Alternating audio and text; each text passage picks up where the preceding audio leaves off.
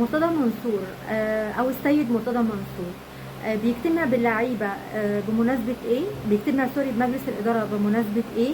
بيطلع يستضيف اوسوريو مدرب نادي الزمالك في بيته بمناسبه ايه؟ حضرتك قلت انا هضحي بنفسي وهسيب مجلس الاداره.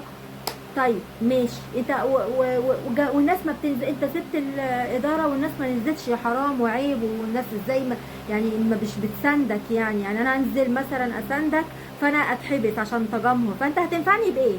واصلا انت عايز يعني في كل كلامك طول الوقت انت من تحت لتحت عايز تصور الجمهور، عايز الناس تنزل تعمل جمهره اعتراضا مش عشان خاطر الزمالك، عشان خاطرك انت. فالمهم حضرتك دلوقتي قلت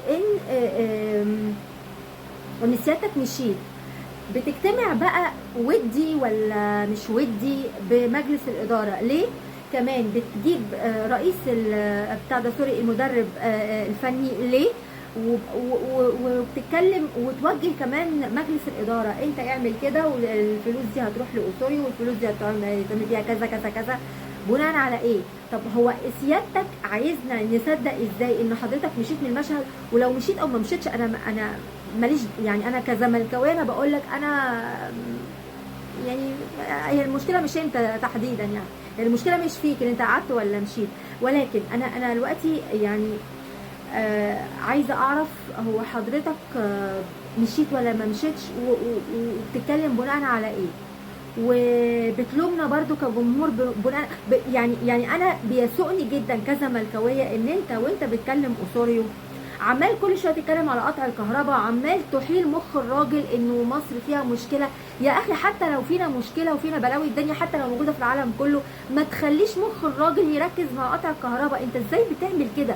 يعني انا مش عارفه، انت راجل كبير وقد ابويا وكل حاجه، بس انت يعني ارجوك يعني مصر يعني اكبر من كده بقى، يعني نصوم بلدنا وسمعه بلدنا شويه.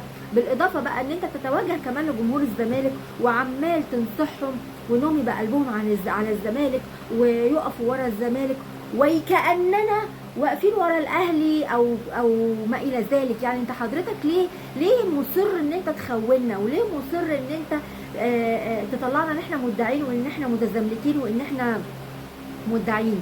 انت ليه بتعمل كده معانا؟ على الجانب الاخر تطلع تقول على جماهير النادي المنافس، تقول عليه على عيني وعلى راسي. يعني انا مش يعني انت ليه بتعمل معانا كده؟ انت ليه بتقللنا قوي كده؟ وليه تتوجه لنا دايما بالنصايح اللي هي ان احنا نقف ورا الزمالك؟ لا احنا واقفين ورا نادي الزمالك بس مش واقفين جنبك كشخص خلاص، ولا كرئيس. بصراحه طبعا مش بقيتش رئيس نادي وانا مش عارفه انت عايز ايه. انت بتجتمع لمجلس الاداره وبتوجههم يعملوا كذا وكذا وكذا، وكل كلامك او جزء كبير من كلامك غالبا بيطلع مش صح. ان ممدوح عباس مش عارفه ايه بتاع ده عامل النادي حاجز على النادي، وممدوح عباس يطلع ببيان يقول لك لا ده انا حاجز على رصيد كذا كذا. مين فيكم الصح ومين فيكم الغلط؟ وفي الاخر احنا اللي بنطلع الخونه اللي وحشين اللي وبعدين بتعمل يعني ايه؟ انت تحب حد قوي تطلعه السما وتكره حد قوي تنزله السما. يعني واحد زي الصحفي اللي دايما يقول الفيفا وانا ليا مصادر في الفيفا، انا ما بحبوش بس بحترمه، حلو كده. الصحفي انت جيت في وقت من الاوقات من غير ما هو واحد تاني يوتيوبر برضو من غير ما تتفق معاهم قلت لجماهير الزمالك في اجتماع مجلس اداره، قلت لهم فلان وفلان هيبقوا معانا في القناه، وانت اصلا لا مكلمهم ولا متفق معاهم، وهم يطلعوا يحرجوك. طب انت بتعمل كده ليه؟ انت بتعمل كده ليه؟ انت يعني وبعدين اخر حاجه انا عايزه اقولها، يعني مش اخر حاجه بالظبط بس يعني من ضمن الحاجات، حضرتك كنت هقول حاجه ونسيت والله العظيم من كتر المقاسي نسيت. حضرتك ليه يعني تقدر تقول لنا او تقدر تفسر لنا انت ليه زي ما الصحفيين طلعوا قالوا، صحفيين زملكاويه طلعوا قالوا ان انت المحلات الايجار بتاع المحلات انت واخده لمده كذا سنه بعد كده، فبالتالي انت ما عندكش مدخول؟ ليه دايما تطلع تكلمنا عن فائض ومعاك فلوس ومعاك فلوس وقت الجد نبص ما نلاقيش فيه فلوس؟ اخر حاجه عايزه اقولها انت ليه مصر تسلم اللعيبه للجمهور وبالباطل؟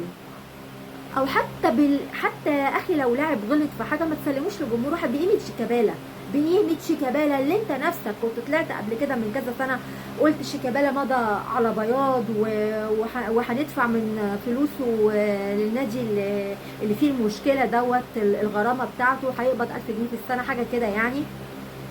وقعدت تتكلم ان انت بتلاقيه في بيتك، لما تقعد تدور عليه تلاقي ولادك مخبيينه في فيلتك معرفش فين انت. وبعدين تقلب على شيكابالا، وبعدين تطلع تبيع فتوح وتقول فتوح بيشرب مش عارف. انت ليه مصمم تبيع اللعيبه؟ تطلع تقول شيكابالا عامل تمرد ليه كده؟